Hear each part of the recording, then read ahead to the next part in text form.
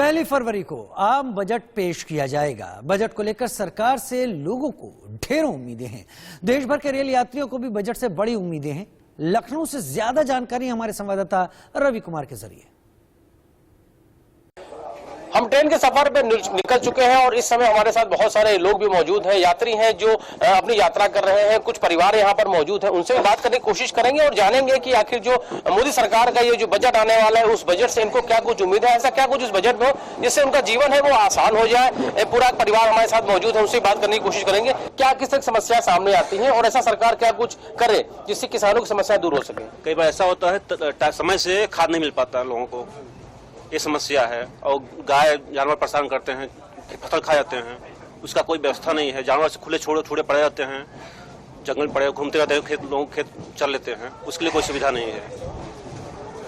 जाहिर है जो समस्याएं हैं वो जानवरों की बड़ी समस्याएं हैं। और उसके अलावा जो आप लोगों का जो राशन मिलने लगा है, आप लोगों को थोड़ा सा कोरोना काल में वो शुरू किया गया था, उससे भी थोड़ी सी राहत मिली होगी। लेकिन जो फसल का जो दाम है क्या वो मिल जा रहा है? हाँ, मिल रहा है, दाम मिल रहा है। उसे लेकर थोड़ा संतुष्टि है? यस, वो बहुत अच्छा काम किए हैं। लोगों को अनाज बराबर मिल रहा है और वही मिल रहा है, रेट भी अच्छा मिल रहा है, सब चीज उसमें कोई समस्या नहीं है।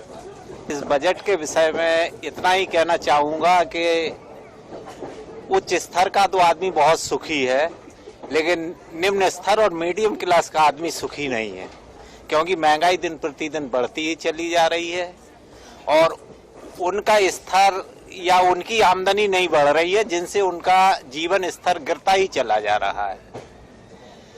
उनको सबसे नीचे तबके के आदमी को लेके बजट को पेश करना चाहिए, ना कि उच्च स्तर से बजट पेश होना चाहिए। लेकिन वो तो कहते हैं कि उनके लिए तो जो आखिरी पंक्ति में जो खड़ा हुआ व्यक्ति है वो उनकी नजर में उन तक वो पहुंच पाए ताकि उनकी मदद कर पाए। तो क्या अंतिम जो पायदान पे खड़ा हुआ व्यक्ति है, अंतिम पंक्ति पे खड़ा हुआ व्यक्ति, क्या उसकी मदद नहीं हो पा रही है क्या? अंतिम पंक्ति में जो खड़ा हुआ व्यक्ति है तो वो अंतिम पंक्ति ही कहलाती है। शुरू से जब चला आता है तो अंतिम पंक्ति के लिए कुछ बचे तो उसे मिलेगा, नहीं तो वो फिर खाली का खाली। किस तरह की समस्याएं को आप फेस कर रहे हैं जिनको आप चाहते हैं कि जो इस बजट के जरिए कुछ दूर हो सके? कुछ हद तक सबसे पहली तो समस्या मनुष्य के आगे होती है खान पान की, क्योंकि खान पान भी इस समय बहुत महंगा है। उसके बाद बच्चों की शिक्षा की। लेकिन राशन दिया जा रहा है, अभी कोरोना काल में 5 किलो था, फिर 10 किलो किया गया, उसको केंद्र सरकार भी दे रही है, स्टेट गवर्नमेंट भी दे रही है, उससे कुछ राहत होगी? राशन मान के चलो 2-3 किलो गेहूं और 2 किलो चावल दिया जा रहा, तो इससे क्या भरण पोषण क्या पूरा हो जाता है महीने भर का एक आदमी का? उसके पकाने के लिए भी ईंधन चाहिए या उसको खाने के लिए भी साग सब्जी चाहिए या कुछ चाहिए, तो केवल गेहूं और चावल देने से थोड़े जीवन चल जाएगा। प्याज ने भी एक बार फिर से रूल आया, टमाटर के दाम भी बढ़े। हालांकि सरकार कहती है सब चीजों के दाम महंगाई पे कंट्रोल किया जाएगा, लेकिन फिर से प्याज ने फिर परेशान किया। अभी भी सरसों का तेल वो भी काफी बढ़ा हुआ। हाँ, सभी महंगाई बढ़ी हुई है। सिलेंडर में जो 300 रुपए सब्सिडी थी वो खत्म हो चुकी है। तो ऐसा जो सब्सिडी के योग्य है उनको तो सब्सिडी देनी ही चाहिए, और जो सब्सिडी के योग्य नहीं है उनका सब्सिडी ही खत्म कर। आप मानते हैं कि जो कमजोर वर्ग है उसको जो गैस की सिलेंडर की सब्सिडी थी वो मिलनी चाहिए? बिल्कुल मिलनी चाहिए, क्योंकि 900 रुपए के मायने 30 रुपए पर डे गैस। जितना तो मोदी जी दे नहीं रहे हैं 30 रुपए का, उससे ज्यादा तो पकाने के लिए चाहिए उस गेहूं और चावल को। क्या कुछ उम्मीद करते हैं इस बजट से? सबसे पहले तो अगर जो उम्मीद की जाए तो जितना मोदी जी एजुकेशन और करियर पे ध्यान देंगे उतना सही रहेगा, क्योंकि अभी वैकेंसीज जो है, जो गवर्नमेंट वैकेंसीज है, बहुत ही डिक्लाइन हो गई हैं, बहुत ही कम निम्नतम स्तर पे है। बेरोजगारी अपने चरम सीमा पे है।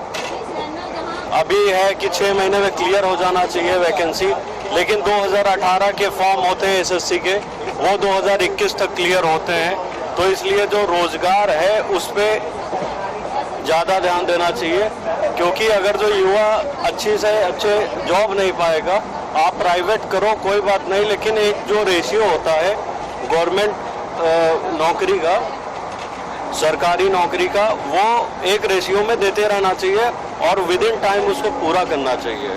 और बजट से मेरी यही उम्मीद है। देखिए, पहली बात तो ये है कि जब पढ़ेगा इंडिया तो बढ़ेगा इंडिया। तो स्टेशनरी आइटम्स बिल्कुल सस्ते होने चाहिए और स्कूल बुक्स या पेपर्स या लिखाई पढ़ाई से संबंधित सारी सामग्री उस पे जो है सरकार को कोई भी टैक्स नहीं लगाना चाहिए, वो फ्री होनी चाहिए।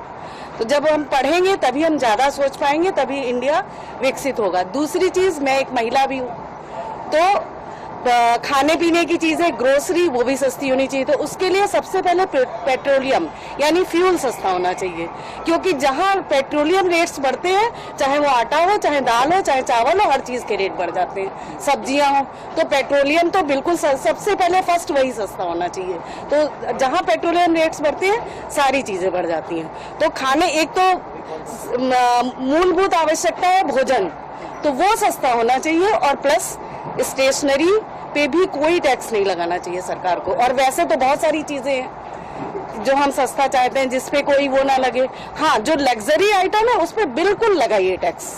कोरोना काल में बहुत से जो शिक्षा से जुड़े हुए लोग थे, टीचर थे, प्राइवेट टीचर थे, उनकी नौकरियां चली गई। अरे नौकरी चली गई। मैं खुद 3 साल से हाफ सैलरी पे काम कर रही हूँ, जबकि पूरा बच्चों ने पूरी फीस पे की है, लेकिन सैलरी पूरी नहीं मिल रही। तो उसके लिए सरकार क्या कर रही है? प्राइवेट टीचर स्कूल तो पूरी फीस ले रहे हैं ना। बिल्कुल ले रहे हैं, वो बात अलग है, डिले होके मिल रहा है, लेकिन सरकार क्या कर रही है उसके लिए? तो कम से कम जो प्राइवेट, नॉट ओनली टीचर्स, जितने भी प्राइवेट कर्मचारी हैं, सबके लिए कुछ ना कुछ सोचे। और मैं ये नहीं कहती हूँ कि हमें फ्री में कुछ दें, फ्री में कुछ नहीं चाहिए, फ्री में तो देना ही नहीं चाहिए। फ्री कोई चीज आप दे रहे हैं तो इसका मतलब कि आप अपनी जनता को अपंग बना रहे हैं। बिल्कुल फ्री में कुछ नहीं चाहिए, लेकिन कम से कम एटलीस्ट ये सुविधाएं दें कि हम कुछ अर्न कर सके, हम अपने बेटरमेंट के लिए सोच सके, हमें सुविधाएं मिले। बस देखिए, उम्मीद बस इतनी करते हैं कि लोगों को जो पेंशन मिलनी चाहिए। हम 30 साल नौकरी करते हैं सरकारी नौकरी में, हमें पेंशन नहीं मिल रही है। और जो आदमी एक बार सांसद बनेगा 5 साल के लिए या विधायक बनेगा, उसको पेंशन मिलेगी। हम क्या करेंगे? पेंशन व्यवस्था लागू होनी चाहिए।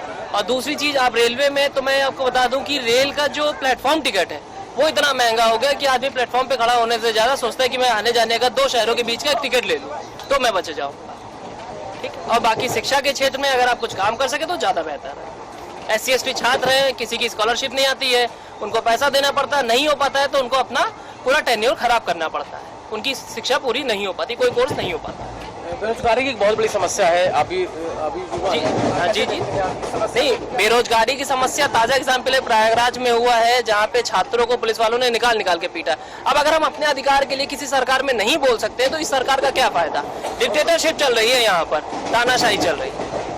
धन्यवाद। जाहिर है ये युवा है और साफ तौर पे नाराजगी कहीं ना कहीं जरूर है, और जो उम्मीदें हैं, बहुत सारी उम्मीदें हैं करते हैं। भाई साहब, क्या नाम है आपका और क्या करते हैं? अनिल कुमार, मैं गवर्नमेंट जॉब करता हूँ। तो जो बजट आने वाला है उस बजट से क्या कुछ उम्मीद रखते हैं आप? इस बजट से पहले की तरह कोई उम्मीद नहीं है, क्योंकि ये सरकार सिर्फ और सिर्फ लोगों की जेब से पैसा खींच रही है। पेट्रोल के दाम बढ़ रहे हैं, गैस के दाम बढ़ रहे हैं, और मतलब इनकम टैक्स स्लैब में 5-7 साल में कोई परिवर्तन नहीं हुआ है। ये सरकार मतलब लोगों से मतलब पैसा चूस रही, खून की तरह एकदम। हर कोई परेशान है महंगाई से, हर कोई त्रस्त है। तो इसलिए इस सरकार से किसी भी बजट में कोई उम्मीद नहीं है। ये सिर्फ उनकी सरकार है जिनके पास पैसा है, ये पूंजीपतियों की सरकार है, ये उन्हीं का भला कर रही है, हम लोगों का भला नहीं कर रही। आम आदमी आज कैसे जी रहा है, कैसे खा रहा है, इनको कोई मतलब नहीं है। 5-5 साल हो जाते हैं, एक छोटी सी नौकरी ये लोग फिलअप नहीं कर पाते, हर पेपर लीक होता है। आप खुद जानते होंगे, पत्रकार हैं, कि अब लोग कहने लगे हैं कि मतलब परीक्षा व्यवस्था ऐसी हो गई है कि पहले वैकेंसी फिलअप होंगी, उसके बाद वो पेपर लीक होगा, उसके बाद हाई कोर्ट में जाएगा, उसके बाद एक बेंच बनेगी। ये तरीका क्या है? आपकी इतनी ढुलमुल व्यवस्था है कि आप एक वैकेंसी तक नहीं भर पा रहे हैं। लोग सड़कों पे आ गए, रेल लाइन पे बैठ रहे हैं लोग। 5-5 साल में आप एक वैकेंसी नहीं फिलअप कर पा रहे हैं। आपकी मानसिकता ही ऐसी है कि हम सारी की सारी वैकेंसी खत्म कर देंगे, भरेंगे ही नहीं हम। कुछ उम्मीद करते हैं जो बजट आने? बिल्कुल नहीं, एकदम नहीं, बिल्कुल नहीं। और मैं क्या, कोई नहीं करता, इनसे कोई उम्मीद नहीं। इनसे उम्मीद खाली पूंजीपतियों को है। ये ऐसा बजट बनाएंगे, इनकी हर चीज पब्लिसिटी में दिखती है, हर चीज पेपर में दिखती है, हर चीज मीडिया में दिखती है। ये हर चीज का इतना प्रचार करते हैं कि मतलब लोग इसको सुने, देखें, बेच रहे हैं अपनी ये मतलब खूबसूरती बेच रहे हैं बस।